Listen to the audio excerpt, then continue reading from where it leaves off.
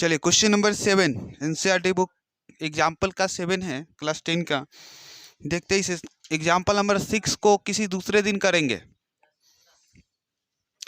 देखिए वह इस टाइप में नहीं है, इसीलिए उसे लास्ट में लेके जा रहे हैं। किसी स्कूल की कक्षा X में 40 विद्यार्थी है, मतलब किसी स्कूल में क्लास 10 में 40 विद्यार्थी है, जिसमें 25 लड़कियां हैं और 15 लड़के हैं। और प्रत्येक विद्यार्थी का नाम, मतलब 40 स्टूडेंट का नाम एक कार्ड पर लिखा जाता है और उसे मिला दिया जाता है। और उसको क्या प्रेसिडेंट चुनना है। कार्ड को मिला जाता है, मतलब कार्ड को मिला के एक साथ रख दिया जाता है, उसमें से एक कार्ड निकालना है, जिसका नाम आएगा वह प्रेसिडेंट बनेगा।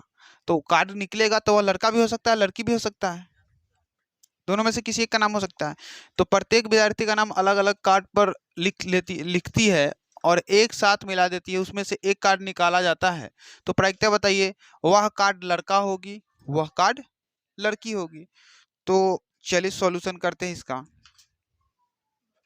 सबसे पहले यहाँ पे लिखेंगे कुल विद्यार्थियों की संख्या, यहाँ पे है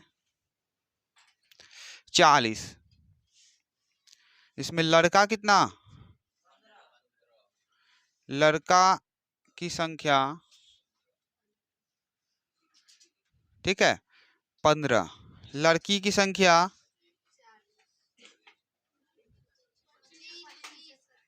ठीक है, लड़की की संख्या 25। कुल विद्यार्थी 40 है। अब यहाँ से प्रायिकता हमसे क्या पूछा जाता है, प्रोबेबिलिटी ऑफ लड़का होने की प्रायिकता, ठीक है। तो लड़का होने की प्रायिकता, तो जिसकी प्रायिकता, फंडा ये है कि जिसकी प्रायिकता पूछा जाए ना उसकी संख्या ऊपर, लड़का की संख्या, याद रखिए, लड़का की संख्या बटा कुल संख्या, कुल छात्र, ठीक है। तो लड़का की संख्या 25 कि 15, 15 और कुल छात्र 40, ये हो गया हमारा आंसर। फिर दूसरा पूछा जाता है लड़की होने की प्रायिकता, ठीक है। तो लड़की होने की प्रायिकता, लड़की की संख्या 25 और कुल 40, काट छाट कर सकते हो ना। तो देखिए 3 पचे 15, 5 अठे 40, यानी कि 3/8, ठीक है। 50 25, 5 अठे 40, 5/8। ये हमारा दो आंसर आएगा सामने, ठीक है। अच्छा कितना आया है, लड़का की प्रायिकता 3/8 और 5/8। चलिए एकदम बिल्कुल करेक्ट आंसर है, आप लिखिए इसे। 7वां नंबर एग्जाम्पल। अब 8वां नंबर एग्जाम्पल को करते हैं। चलिए क्वेश्चन नंबर 8, जो काफी ज्यादा इजी क्वेश्चन है और कई बार इसे एग्जाम में पूछा ही जाता है। देखिए कहता है एक बक्से में 3 नीले, 2 सफेद और 4 लाल कंचे हैं। कंचे मान लीजिए छोटा छोटा गोला गोला कंचा, गोली मान लो ना।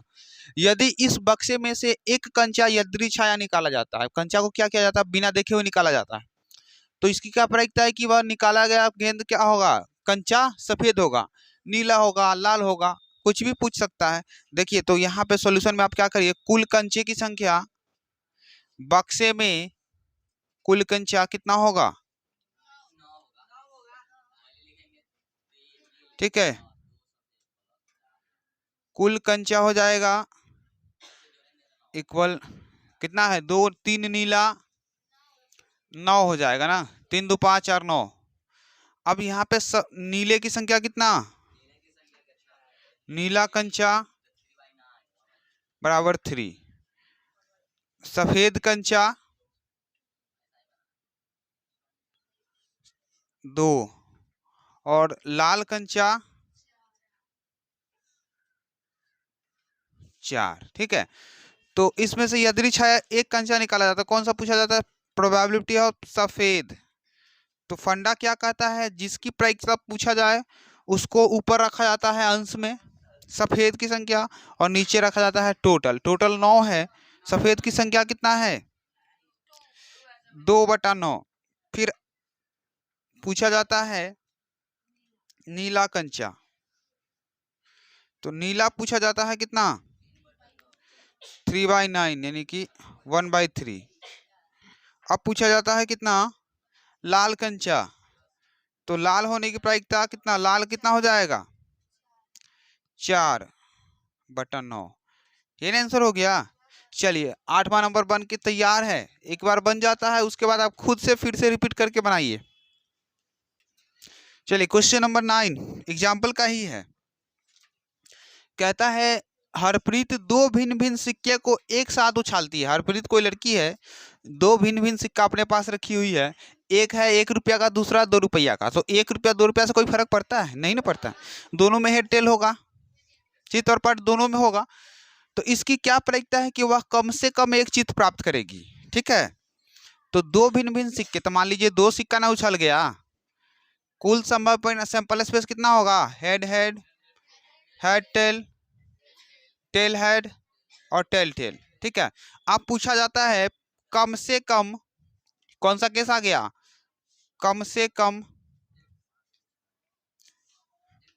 एक चित्त। ठीक है, एक चित्त है ना, तो इसका मतलब कम से कम का मतलब समझते हो ना? एट लीस्ट वन हेड, यही ना कहने का मतलब हुआ। एट लीस्ट वाला ना केस हुआ, तो कम से कम एक चीज, तो नीचे में तो 4 होगा ही होगा। कुल संभव परिणाम सैंपल स्पेस 2 का पावर 2, यानी कि 2 दूना 4, 4 है ही क्या? तो एट लीस्ट वन हेड, तो कम से कम हमें कितना चाहिए? कम से कम एक हेड चाहिए। ठीक है, और कम से कम वाला केस में एक हेड तो चाहिए, लेकिन एक से ज्यादा जितना मिलेगा खुशी खुशी रख लेंगे। क्या कहता है ना कि कर्जा चाहिए मुझे, तो कितना? कम से कम 1 रुपया चाहिए। 1 रुपया से ज्यादा जितना दे दो उतना ले लेंगे, लेकिन 1 रुपया से कम नहीं लेंगे। यही बात है कि 1 रुपया से ज्यादा इसको जितना दे दो सब चलेगा। तो एक से ज्यादा, इसमें एक है ले लेंगे, एक है ले लेंगे, 2 गए और खुशी खुशी ले लेंगे, लेकिन इसमें 1 रुपया नहीं है, 1 हेड नहीं, तो उसको नहीं ना लेंगे। देखिए ऐसा केस का हो गया 3, 1 2 1 2 3 गो, 3/4। ठीक है, चलिए यही तो क्वेश्चन था, एकदम इजी सा, 2 नंबर में पूछेगा, आराम से बना देना। क्वेश्चन नंबर 9 सॉल्व हुआ, जल्दी से नोट करिए। तो चलिए एक बार फिर से हम लोग स्टार्ट करते हैं इस चैप्टर में। अब स्टार्टिंग करते हैं 15.1 एग्जाम्पल करने के बाद, और एग्जाम्पल में 4-5 क्वेश्चन करना अभी बाकी है, उसे करेंगे चैप्टर खत्म करने के बाद। तो देखिए किसी घटना के, पहला क्वेश्चन बोला है किसी घटना ई की प्रायिकता प्लस किसी घटना ई नहीं की प्रायिकता डैश होती है। ध्यान दीजिए, किसी घटना ई की प्रायिकता प्लस किसी घटना ई नहीं की प्रायिकता 1 होती है। किस तरह से बताते हैं आपको? प्रोबेबिलिटी ऑफ इवेंट, इसका मतलब होता है घटना घटित होने की प्रायिकता, और plus probability of E not, मतलब ई नहीं लिखा हुआ है ना, इस पर रेकरिंग जो रहेगा ना ये वाला, इसका मतलब घटना नहीं, इसका मतलब घटना घटित होने की प्रायिकता, और इसका मतलब घटना घटित नहीं होने की प्रायिकता। तो दोनों का जोड़ होता है 1। ठीक है, इन दोनों का जोड़ 1 होता है, तो यही इसमें समझाने के लिए बोल रहा है, तो यहाँ पे लिखिएगा 1।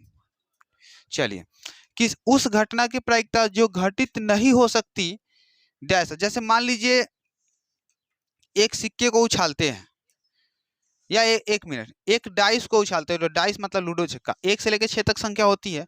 तो एक डाइस को उछालेंगे तो पूछा जाएगा 7 आने की प्रायिकता बताइए, तो कभी 7 आ सकता है उसमें? नहीं है, नहीं आ सकता, असंभव है वह, उसकी प्रायिकता 0 होगा। 7 आने की संख्या एकदम 0 संभावना है। तो क्या बोला है? उस घटना की प्रायिकता जो घटित नहीं हो सकती क्या है? 0 है, 0 है, जो घटित नहीं हो सकती 0। ऐसी घटना असंभव घटना कहलाती है। ठीक है, नॉट इम्पॉसिबल, इम्पॉसिबल बोले, इम्पॉसिबल इवेंट, असंभव, असंभव कहलाती है, ऐसी घटना असंभव कहलाती है। ठीक है, चलिए नेक्स्ट, उस घटना की प्रायिकता जिसका घटित होना निश्चित है डैश है। तो निश्चित घटना, सुनिए एक मिनट, निश्चित घटना की प्रायिकता 1 होती है। जिस घटना का घटित होना निश्चित है 1 होती है, ऐसी घटना निश्चित घटना कहलाती है, यानी श्योर इवेंट। ठीक है, निश्चित, यहाँ पे आप लिख सकते हो निश्चित। ये तो हमेशा से पढ़ते आए हैं कि जिसकी प्रायिकता 1 होगी वह निश्चित घटना कहलाएगी। ठीक है, चलिए, किसी प्रयोग की सभी प्रारंभिक घटना की प्रायिकता का योग भी 1 ही होता है। ये भी आप याद रखना, किसी प्रयोग की प्रारंभिक घटना की प्रायिकता का योग 1 होता है। देखिए ये 2014 में पूछा गया था, और ये सब तो रिपीट किया गया है, हर एक साल रिपीट करता है, इस साल भी हो। चलिए आप बताइए, किसी घटना की प्रायिकता डैश से बड़ी या बराबर होती है तथा डैश से छोटी होती है। एक फंडा आपको समझाए थे, किसी भी घटना की प्रायिकता देखिए 0 से बड़ी या बराबर प्रोबेबिलिटी ऑफ इवेंट, और 1 से एक से छोटी या बराबर, नहीं नहीं, एक से छोटी या उल्टा हो गया, तो एक से छोटी या बराबर, यही ना होगा? नहीं, सही है। देखिए कहा गया है कि जिसके उधर इधर मुंह खुला रहता है ना वह बड़ा रहता है, ये कंडीशन गड़बड़ है, इसको ठीक करना है। आप सही है, ठीक है, आप सही है ना। तो जिसके इधर मुंह खुला रहेगा वह बड़ा रहता है, तो प्रोबेबिलिटी क्या है, प्रोबेबिलिटी ऑफ इवेंट के इधर मुंह खुला हुआ है, पी के इधर मुंह खुला हुआ है, तो जीरो को भेज रहा है ना पीई, पीई जीरो के बराबर भी हो सकता है और बड़ा भी हो सकता है, और एक से छोटा भी हो सकता है, एक के बराबर भी हो सकता है, ठीक है। तो यही ना कह रहा है किसी घटना की प्रायिकता जीरो से बड़ी या बराबर होगी, जीरो से बड़ी या बराबर होगी, और एक से छोटा ना रहेगा, एक से छोटी या बराबर होगी। तो हम बोल सकते हैं किसी भी घटना की प्रायिकता हमेशा जीरो से बड़ी और एक से छोटा ही रहेगा, या जीरो से बड़ी या बराबर रहेगा, या एक से छोटा या बराबर रहेगा ना, कभी भी एक से बड़ा प्रायिकता हो ही नहीं सकता है, जीरो से छोटा प्रायिकता हो ही नहीं सकता, ठीक है। तो चलिए इसे नोट करिए फटाफट से, फिर अब कल देखेंगे अगला क्वेश्चन। आज के लिए इतना ही।